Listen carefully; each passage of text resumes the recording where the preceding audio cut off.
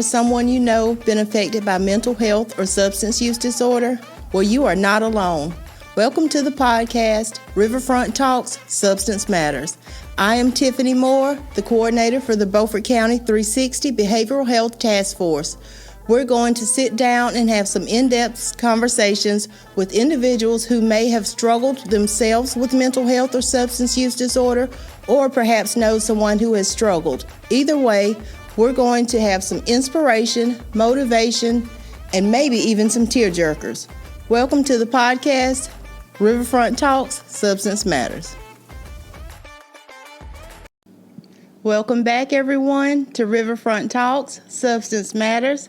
Today we're here with the beautiful ladies of Open Door Women's Shelter. We are excited to have a panel of guests. We also have my co-host here. She's normally behind the camera, brought her in for this special occasion. So, good morning, y'all. Good morning. Good morning. First, I guess we'll start out. I want to let you all introduce yourselves. Don't be shy. Give us a little personality. Good morning. I'm CiCi. I'm Leah. Marlena. Keisha. All right. Thank you all. You want to tell them who you are, special lady? I'm Kelly. So a month or so ago, we came over here. Homelessness and housing affordability has been an issue in Beaufort County that we have tossed around for years. We're trying to make improvements, but we wanted to put a spotlight on the actual people who are living these experiences. We wanted you to get to know these ladies, put a face with the problem that we're discussing, so they're not just data, they're not just statistics. We wanted to let you know the situations that occurred to put them in the Open Door Women's Shelter. We also wanted to let you know kind of what their experiences are while they're here. So if you all would, do we have one who wants to start out and kind of give us a little background on your journey and how you ended up here? Eeny, meeny, miny, mo. We're starting on. Okay. Okay. I'm Marlena again. I am here because I was supposed to start employment somewhere. They backed out. I ended up without a job. And before I could be evicted, which stays on your credit and keeps you from getting housing for 7 years, I left the place that I was in. And I was sleeping in my car for a little while, and luckily I called Open Door and they had an opening, so I was able to get in. I have been homeless before, and I stayed in the Greenville Community Shelter, and I can tell you the difference between the two is astounding. This is more of a home, and it feels like a safer place than the Greenville Community Shelter that has both men and women in the same area. So just for clarification, here in Beaufort County, in Washington, this is a women's only shelter. This is a women's only shelter. There's a men's shelter as well, but it's not the same thing. It's separation, and I greatly appreciate that because it takes stress out of the situation that you're already in. So, right. How long have you been here? I have been here since the end of January. Okay. All right, and just to start out, we're going to give everyone a little chance to kind of give your background to how your journey began. So I want to pass the mic over. And I was staying with my mother. I'm trying to get disability, and we've been co-parenting my son for 9 years, living in the house that she's in right now for 7 years. My brother's severely emotionally abusive to both of us. He has 2 kids, and he didn't have a place to go, so she invited him into the home. I knew it was something that I couldn't handle, so I moved me and my son out to my camper on the same property. He punched out my camper windows, and it became a domestic situation where I had to leave and I had nowhere else to go, so I ended up here. Luckily, I was in Walmart parking lot before I ended up here, so. How long have you been here? I've been here since December 8th. December 8th. So around the holiday season. Yep. Had to be very difficult to be displaced. Extremely. during that time, especially Extremely. with a child. Yeah. Okay, thank you. All right, Miss Lady. My story's a little bit different from most. I relocated to this area and had made plans, had planned everything out. I was supposed to stay with my cousin until I found an apartment of my own. Um, what happened was my cousin ended up being mentally ill, very mentally ill, and it was just a very, very bad situation. So I had to move out, and I thought I had somewhere to go. I was just going to go stay in a hotel because money wasn't an issue. I had the money, so I was just going to go stay in a hotel for a couple weeks.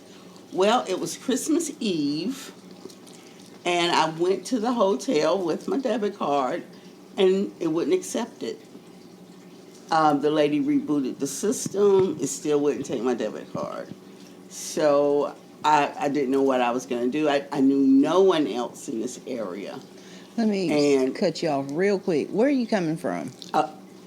I came from Greensboro. Oh, so you're North quite a ways Carolina. away from home.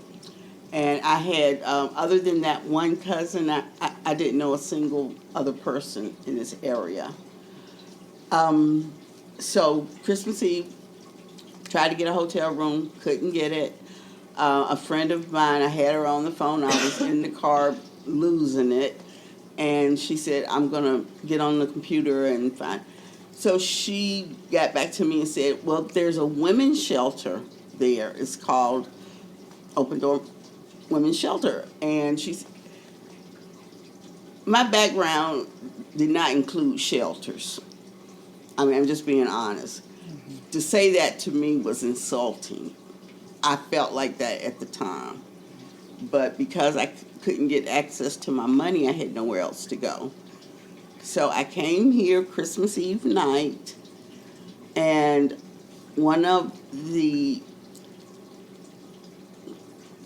employees opened the door, and I kind of told her my story, and she said, "Ma'am, I'm sorry. It's Christmas Eve. No one's available to okay this, and I just cannot let you in." Wow. So at that point, I kind of felt like Mary without the baby Jesus. Yes. I didn't know where else to go. This was the end, and I couldn't get a space. So I just kind of went out to my car and just sat there for a minute. Well, thank goodness the woman that had told me I could not come in came out the door waving her can at me, and she had got Lori on the phone, who is the director of the shelter, and she told her to let me in. So Your own that's how I personal came to be. Christmas miracle. It was a true Christmas miracle. Thank you. For all of us. Because we loved having CiCi here. Well, thank goodness, and it ended up actually being a very, very good Christmas to me. I mean, I was sad, I was confused. I didn't know what was going on, but they welcomed me with open arms. Christmas morning, I had a gift. I had a Christmas card, and it was just like I was just immediately part of the family. And from that day forth, that's what it always felt like to me. These ladies were my family. Did it make it a little bit easier and maybe a little bit more comforting that there were only women here? You didn't have a big, massive amount of people? Because I know you spoke about Greenville Shelter, where it's a lot larger cohort. Basically, you have males and females. Did that kind of help give you a little relief as well? Absolutely. Not only that it was all women, but that it was actually a home setting. Most shelters are kind of dormitory-like. That's the only word I can think of right now. But this was like really just being in a home. And it continued to be that way my entire stay. And I finally did get my own place. Don't jump too far ahead for me. Okay. Hold on. Give us a chance to give you some questions. All right. Again, we are you over here in the corner being very quiet. No, ma'am. All right. Reintroduce yourself. We're going to give you a little headache just because you're trying to be quiet. I'm Keisha. The day before Christmas Eve, me and my now ex got into an argument, and he asked for me and my daughter to leave. So, luckily my daughter's teacher came through and helped us. She put us in a room for a few days, and then she found this place for me. And so she brought me and my daughter here. We've been here since December 27th. How old is your daughter? She's 9. When I first got here, I was nervous. Didn't really want to talk to anybody. And then Leah came up to me and started talking to me. She made me feel better. And then, because she heard I didn't have a vehicle to get anywhere, so she offered to give us rides when we needed to leave the shelter, which I'm very grateful for. And so I've made really good friends since I've been here. And I'm pretty sure your daughter and Leah's son kind of... Oh, they get together very well. They are amazing together. They kind of like forget us when they're together, so. Yep. They no longer exist. This is them. Yep. Well, I'm glad they're similar in age, and they have each other here. Because, again, being displaced is, sometimes uncomfortable, but it sounds like you all are adapting very well. You've all formed a bond. Now, and we're not going to necessarily call out names just because some chose not to be filmed, but how many women are normally here? Right now, we 7. have 7. Yeah. Are all of you very tight or? We just had one come in, and then we have one that's been here for quite some time, and yeah, she is a personality. We love her. Little firecracker. She is. Good. So, since you guys have been here, what kind of resources have you guys been offered, or what kind of help or assistance have you guys received since you've been here in the shelter? We've had a lot of, they point us in the right direction for resources as far as housing, food, clothing.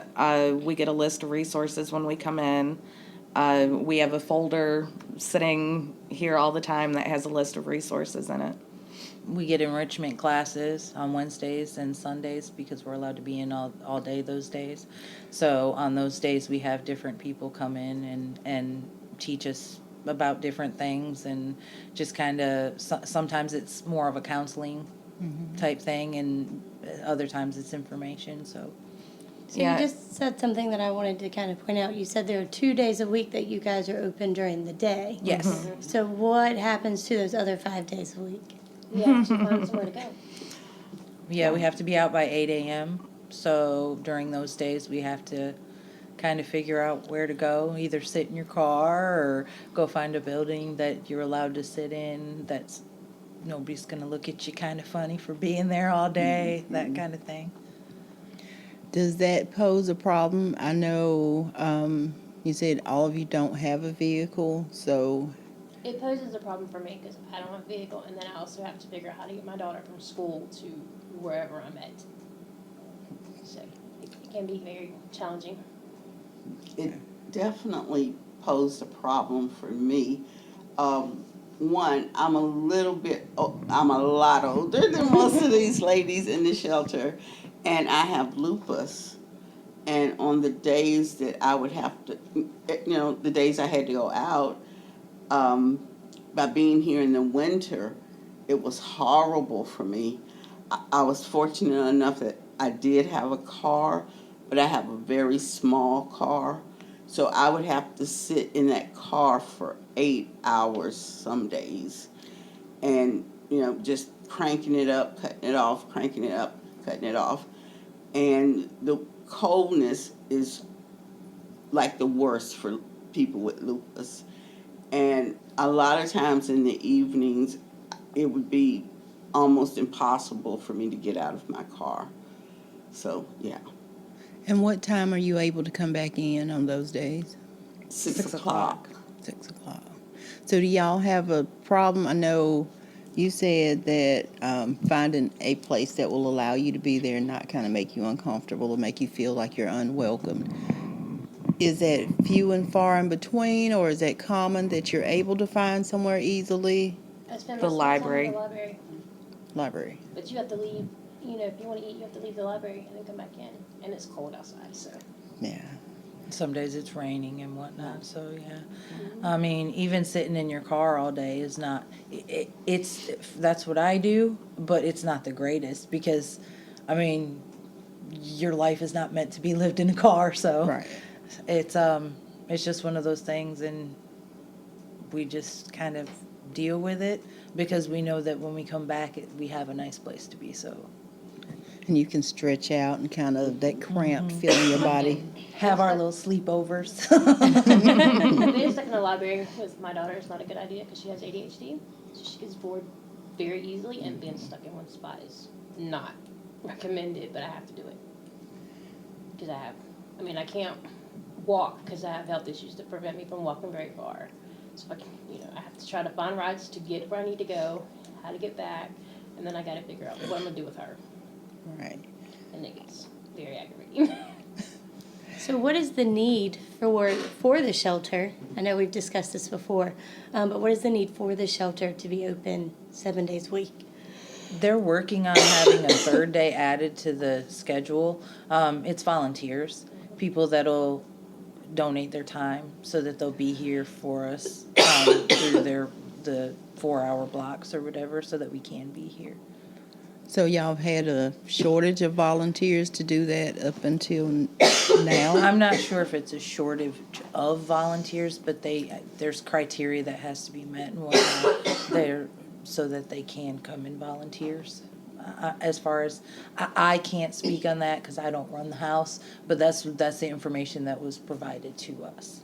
So does that help that you all will have that additional day? Oh, yeah. Absolutely. Oh, yeah. Yeah. Right now, I'm in my truck that has no air and the front windows don't roll down. And we've had some pretty warm days. So, and I make jewelry out of my vehicle. So it's crammed full of all my jewelry supplies. And I had the door open one day because it was so hot. I could only roll down the back windows. And the looks I got, she was right in front of me. But, people actually, I had one woman, oh my, so. Just because you were sitting there making jewelry? Yeah, because they could tell I was homeless. And the people that brought you the homeless bag. Yeah, I had someone bring me a homeless bag, which I appreciated, but, it's uncomfortable, but I don't have a choice, I have to work, make my jewelry, and I will die of heat stroke if I don't have my door open or some windows down or something. Yeah. I find there's lots of little things like that people, don't even think about when a person's homeless. The looks you get because your car is jam-packed with all your belongings. I've had people look at me and, kind of turn their nose up. So it's like, it's really, really bad with that, yeah. It's a bad feeling. It's a bad feeling. It hurts, yeah. It does. And I think a lot of people, homeless people, have this stigma on, oh, they must be drug addicts, or they must be irresponsible, Or they're dirty, or, yeah. yeah. And that's not the case. We are normal women that have fallen on hard times or been victims of bad situations, so. Thank you all for touching on that. One reason we started the podcast is there's a lot of stigma around, homelessness. There's stigma with mental health. There's stigma with substance use disorders. Society in general has a lot of stigma that they just place on people, and it is not fitting to the situations. And that was one reason we wanted to interview you all, just so we could break through those myths of you have to have this wrong with you to be homeless. No, it could be a very, very different situation. Again, your story, you came from out of town thinking you had a place. You were looking forward to new employment, and it just fell through and didn't happen the way you needed. Domestic violence, not necessarily with a partner, but family. Just different stories of how this happens. It's not one way that it happens. So thank you for talking about the stigma. And if you, other things you've experienced that's uncomfortable for you, because we want people seeing this. When you see someone that you understand is struggling with a certain situation, we want to make sure that they know to act accordingly. Not to put on an act, but don't be indifferent to people too. Don't make them feel uncomfortable. So is there anything else that you all experience during this time when you're out in the community that is uncomfortable to you? Well, me personally, I have belongings in my car because you can only bring so many things into the shelter. And so I have had video interviews for employment, and I have to hide the fact that I have all this stuff in my car the best that I can, because you don't want a prospective employer to see that you have basket in the back with clothes in it and a suitcase, and you don't want them to see this, because you don't want them, again, that stigma, it's going to follow you, and you don't want them to think that you're not going to be responsible, or that you're going to be unclean in some way, or you're not going to be a good hire because of the fact that you're homeless. Because I feel like a lot of homeless people, I've hired homeless people in previous jobs. They work hard. They work very hard. And it's not that they want to be homeless. It's just sometimes it happens. Give me a little bit of your work background, and let's not necessarily call out the employers, but kind of give us, because I want to point that out. You've had this ongoing work history where you've been successful. Help me with that a little bit. So I have been, for years I was general manager of a location, and I was there 6 days a week. I worked from before the store opened till after the store closed. I did not call out of work. I was always there. That's one of the reasons my boss loved me so much. Prior to that, I've had managerial and either store manager or slightly below that. I've had experience in a lot of different areas as far as food and retail go, and even now you can try and apply for things and it says urgently hiring. I am just now hearing back from places that I applied for in January. Wow. So it's one of those things where I mean, it takes time, and sometimes you don't have that time, because I can't imagine what it would have been like me trying to present myself if I was still living in my car and didn't have this place to come to. All right. Miss Keisha, so you have a disability. I have several. You have several I have disabilities physical and mental issues. that prevent you from being able to get gainful employment. Yes. And you're in the process of getting your disability benefits approved? Yeah, they finally assigned somebody after almost 6 months to my appeal case, so I'm hoping to hear. Well, we are definitely wishing you luck with that. I wanted to kind of show the spectrum of what's going on here. I know when we were here before, and Kelly kind of touched on it a little bit, you told us all about some of the needs that you have that's a daily need, or even a need that kind of prevents you from getting housing, affordable housing. Can y'all speak on that for me just a little bit? The waiting list for income housing is ridiculous. I'm on 2 income-based housing waiting list, and I've been on there, one of them for about a month now. They don't have anything. And you all have to fill out applications, right? Yes. And Is that free? No. I have to spend $50 just for 2 application fees Wow. to be stuck on a waiting list for who knows how long. And A lot of times they won't tell you how long the waiting list is. You can be like, this is the last $25 in my pocket. It's going to be 2 years out. I can't afford to spend this $25 on this application without having a place to go in the near future. And they will not tell you how long the waiting list is. I actually have a place right now that will not tell me where I sit. Wow. And I only have a certain amount of money a month to use, and I've got a 9-year-old I have to, buy clothes and stuff for. And can't do it. And that's even true with the income-based apartments, because I qualified for just about every income-based apartment in this area. But like Keisha said, that they won't tell you. I had one place to tell me, and they said it could be 6 months or it could be 6 years. Wow. And I mean, what do you do with that when you need a home like yesterday? Right. Mm-hmm. So yeah, that's a tough issue that we deal with.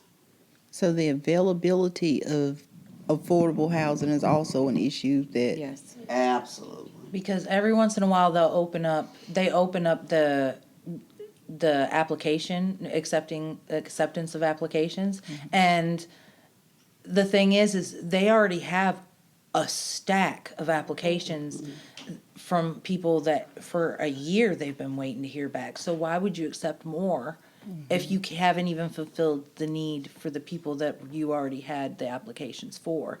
And again, they're charging $25 per. So how do you? It feels like it's all about money. Speaking of, kind of talk about the difference of affordable housing, low income or income based housing, and transitional housing and that sort of thing. Because when we hear a lot about affordable housing, and then a neighborhood pops up and it's $150,000 to $200,000, that's affordable, right? Not for us. Well, not really for anybody. Right. I So kind of go over that with us. So you say affordable housing, but what might be affordable here in Washington may not be affordable for everyone. So talk about a little bit about that, and kind of like if you were to find housing right now today, what would we be able to afford? Don't go into details, but just in your mind, what is affordable to live, just to live? They say your rent is supposed to be a third of your income. So even on the low end, if you're paying over $700 a month in rent, you have to make at least $2,200 a month in wages, which getting paid $9-10 an hour is never going to get you there. And even if it did get you there, how are you supposed to survive the rest? Pay your car payment, your insurance, pay for your lights, pay for your phone, pay for anything else. I mean, you're basically still going to end up having to go to places like churches and whatnot to get basic needs met because you can't afford to do it, but you have a roof over your head, and at the end of the day, it's sad that we have to make that sacrifice. It's sad that because the country still has a minimum wage of $7.25 an hour. And that changed in 2009. We're in 2024. And the cost of living has gone up so much. What you used to be able to buy for $2 is now $4 or $5. Yes. So how are we supposed to get by? It's kind of like they're trying to put the whole country in the same predicament that everybody here is in. So You can definitely find a place, but to expand on what Marlena just said, you're going to end up house poor. Okay, you got your money, your rent is paid. Let's say all your bills are paid, but and that's it. That's all your money. Especially if you have a car or you have some type of emergency, you're not going to have money for that type of thing. So it's almost like you have to choose: are you going to pay this? Or are you going to pay that? It's sad that It's robbing Peter to pay Paul. Yeah. Yeah. and then medical bills if you get hurt, Medicaid. If you make over $20,000 a year, you do not qualify for Medicaid. So if you don't make over $20,000 a year, how do you afford to live? You can't have a roof over your head unless you're lucky enough to be one of those people that does have the income based housing, not just low income, but income based to where you pay a percentage of your income. There's still no way. It's just it seems like everything is just kind of circles back around and we're just spiraling out of control, and you just want to kind of just scream at the top, we've had enough. We've had enough. What else are we supposed to do? Well, even if you have Medicaid, you still got issues because you have your co-pays for your doctor visits, you got co-pays for your medication. You got to worry about, okay, is Medicaid going to cover this medication? And then, like, I'm diabetic, so I depend on insulin. Okay, well, what happens if Medicaid decides they don't want to cover my insulin? I'm out of luck. I can afford that. So, even with Medicaid, you're still got problems. Have any of you been denied Medicaid before? I was denied Medicaid, but again, it was because of the amount of money that I made. But I can't afford to pay $300-400 a month for insurance on my own. If I could, then I wouldn't apply for Medicaid. It's we're not asking for things just because we want to spend hours and days of our lives to get these things for free. We're doing it because we don't have another way. So it's one of those things where it's just like the system seems so broken. It's so broken. And then another area I would like to mention, when you're single, you have no children. I went to DSS to see if I could get food stamps. They gave me $23 a month in food stamps. And what I was going to say, what could you buy with that $23? exactly? Breakfast and lunch for a couple They days. spent more money processing it than they're giving me for food. I'm not talking about junk food, a necessity. $23. You cannot And I expect can't somebody to believe eat a in a month country for like this, $23. you would offer someone $23.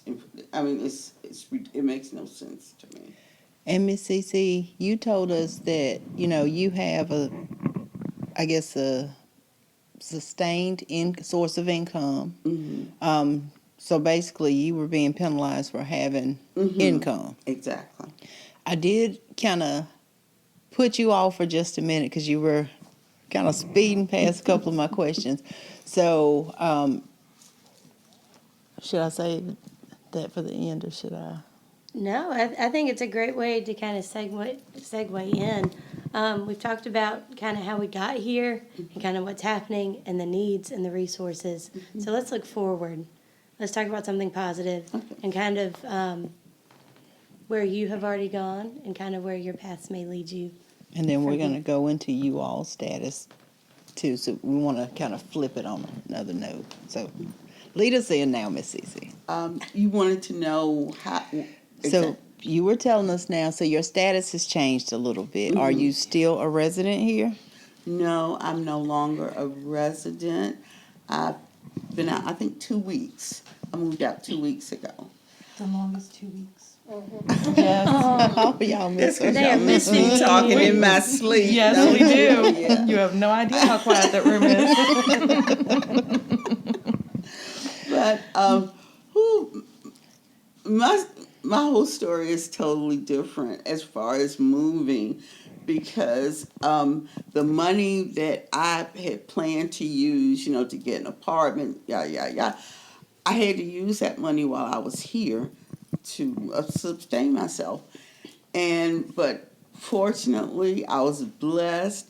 I found the most wonderful landlord, and he just, there was no application, there was no application fee, there was no deposit, there was nothing.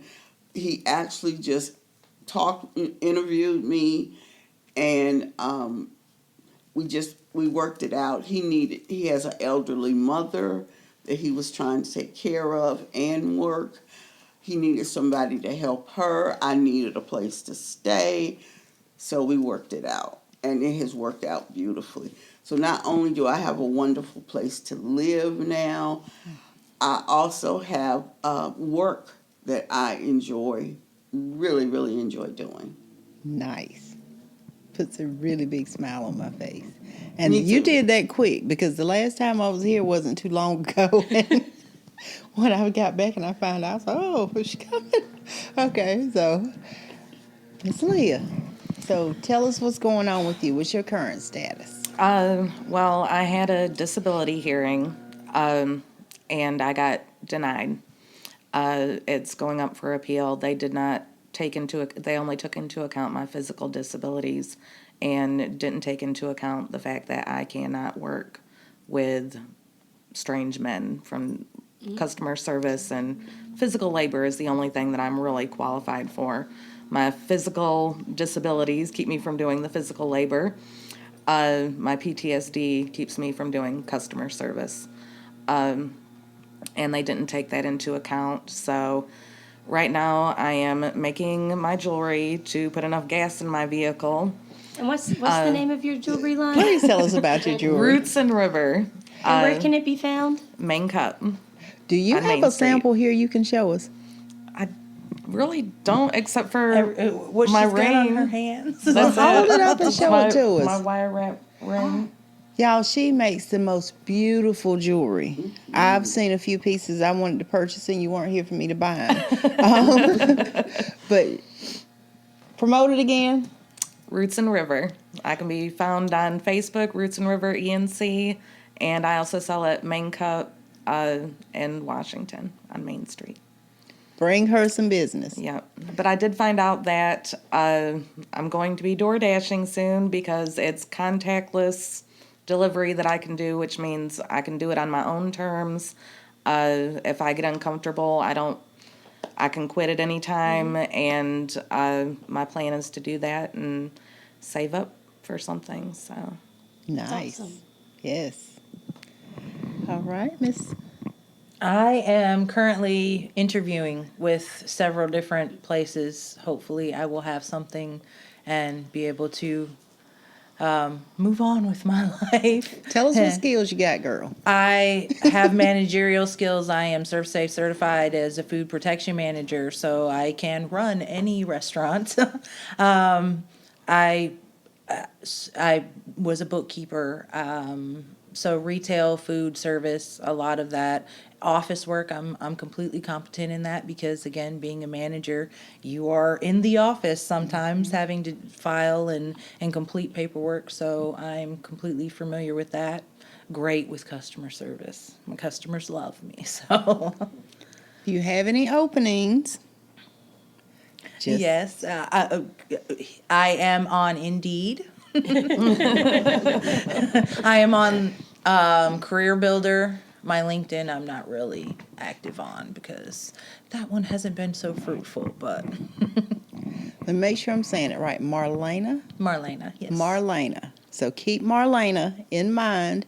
There is a job fair coming up, so I want to send you information about it. But Okay. if you are an employee who has the ability to put Miss Lady back to work, please help her out. I will She has be a there. lot of good skills. I will be there. I will be there every day. Dependable, however- reliable, Yes, will I be will be there. there. Keisha, I know you started telling us a little bit about what's going on with you, so kind of fill us in again on. I know you had a few little difficulty with getting your. I'm forgetting which one has a son, which one has a daughter. Daughter. Getting your daughter back and forth, but I think you got a little help with that. I do up until next week. I use Halo through Cornerstone, but the problem is it's a limited amount. So they're only allowed to help me like 3 weeks out of the month to get her from school. I've been using my son and my friend to get from here to the library and back, and Marlena when I can, because Leah's not able to help anymore. My daughter's disability case is in review. They finally got my case back into review, so we're hoping one of those will come through for us so we can find a place. Like I said, I've applied to 2 income-based apartments, but right now they have nothing available. And luckily, due to my therapist, I was able to get work first. So I do have an income. It's very little, but I've got something, which is better than nothing. But it's still really hard. And we Yes. definitely understand. We are sending you the most wishes that everything works out with your disability case. Do you have any idea of how long the appeals process will take? They told me it could take 6 months, but the thing is, this is the 6th month, and they just got somebody on it last week I'm sorry. to take it. I just talked to my lawyer yesterday to find out how long my appeal would be, and they said that they were really slow because of COVID. It picked back up, and now for whatever reason that they do not understand, it slowed back down. They said appeals take anywhere between 6 and 15 months now. Yes, Whoa. because they do it based on when the application comes in. Like I said, my appeal's been 6 months now. Oh my goodness. Well, So, and they just got somebody on my case. So to wrap this up, I want to end on a positive again. If you were to meet someone today that was in your shoes when you first walked into these doors, what words of encouragement or advice would you give them? Don't give up. It's easy to do, but don't do it. Stay strong. Better days are Alright. coming. Just keep moving. One foot in front of the other every day. and there are people out here who care and will try to help you. Absolutely. Yes. So, although there are some people who are going to, what we said earlier, there are people who actually care, and there's some kind-hearted people out here, and I'm hoping that seeing your experiences, seeing you on film, listening to what you have been through and what your journey is like and how it's hopefully turning around now for the best, they will reach out and try to actually, support individuals who are going through the same experience as you are. Yeah, the people that care is what gets us through every single day. Literally, the volunteers, staff, it's And each It's- other. yeah, Yes. and each other. I love that, y'all. Yeah. That is the biggest thing that put a smile on my face. I love that. Because if it weren't for these ladies, I wouldn't be sitting here.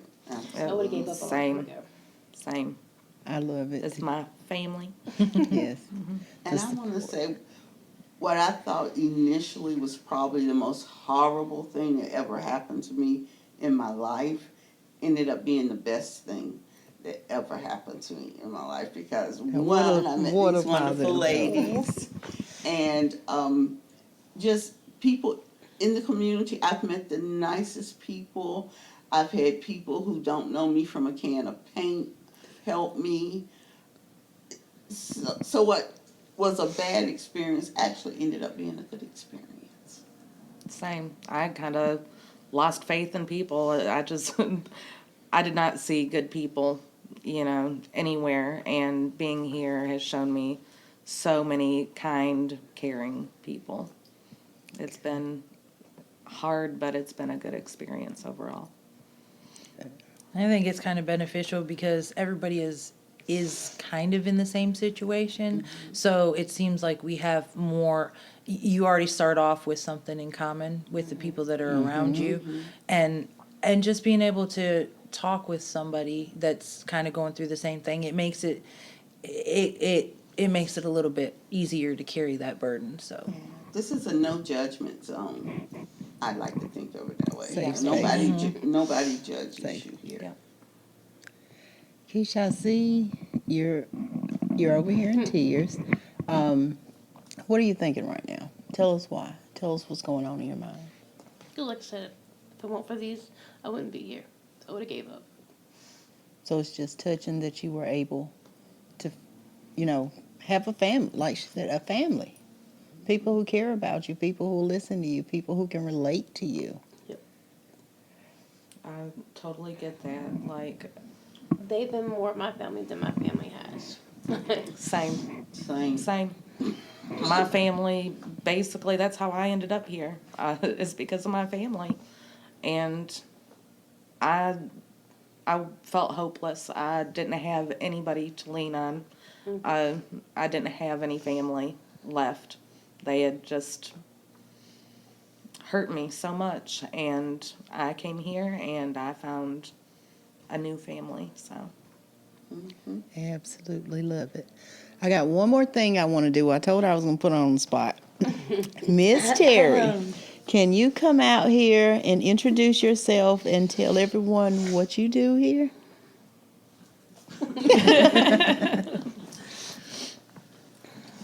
I'll slide on over for you. I'm going to pass you the mic so they can hear it. They don't need to hear me. So my name is Terry, and I'm one of the volunteers here at Open Door Women's Shelter. I started in November, the very first months that we opened the shelter during those days, Wednesdays and Sundays. And I can tell you, yes, ladies, there's another day coming, Thursdays, starting in April. We're a group of probably about 30 volunteers, and everything from spending time here in the shelter to allow it to stay open during the day to things done behind the scenes. There's a tremendous amount of work done by a ton of women who are involved, who are engaged in making this a successful place for women such as these. I tell them jokingly, it's Wednesday. You can set your calendar now because I'm here. And I spend time with them. If they want to talk, they can. If they don't, I just go back to my little corner and do some other things for the shelter. But excited to be a part of this growing endeavor here in Washington and look forward to continuing my time here. So if someone were in need of the shelter services, who would they contact and how would they get in contact with the shelter? They would contact the phone, the number there. It goes to an answering service. I don't even answer the phones, which is nice. I don't have to get to that level of decision making, but they contact the shelter and it would go to either Lori or our caseworker, and they would contact, which is what happened when CiCi showed up at the door. They make us the assessments and put the women in here if we're able to. We're a small shelter right now, only 9 beds. We're looking to expand to be, I think it's 24 beds here with the growth, but that's going to take more volunteers and a lot more funds to put this together. You're welcome. Got one more volunteer. She hasn't started yet, but Miss Monique She Burton. started. Oh, she started? She started this morning. All right, well, She said you're in now. You're in. We don't let you escape. so if you would like to volunteer, how do you go about doing that? Call that same phone number and let them know that you want to volunteer. There's also on the web page, and I'm sorry, I don't know the address off the top of my head for the website, but you can apply and make a contact, an email contact. I can guarantee you that's what I did. I sent an email thinking I was sending it to one person, and Lori was all over me. She's the director, and they don't pause. They don't let you get away from them if they can get you in here quickly. So, and it's very rewarding. It is to spend this time. It's also very humbling, but it's made some people that I call my friends too. And there is a Facebook page for the shelter. Yep. Yes. All right, ladies, y'all tell me the name of the shelter again. Open Door Women's Shelter. And we are thankful every day that it's here. yes. Yes, we are. Well, we're going to go ahead and wrap it up, but thank you all for sharing your journeys with us. Hopefully we can spotlight your situation to help other people to kind of, just be a positive impact on people who are going through a similar situation. Again, I appreciate you taking the time to talk to me. Y'all, that is Riverfront Talks. See y'all later.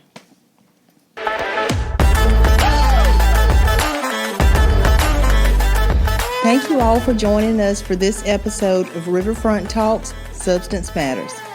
If you are from the Beaufort County area and know someone who is suffering from mental health and substance use disorder and may be looking for resources, my information is below in the description. We also would like your feedback to gather input about today's episode. Please also complete the short survey listed in the description. A special thank you to our sponsors, ECU Health Beaufort Hospital and KB Reynolds Charitable Trust. Like, share, and subscribe. See you later.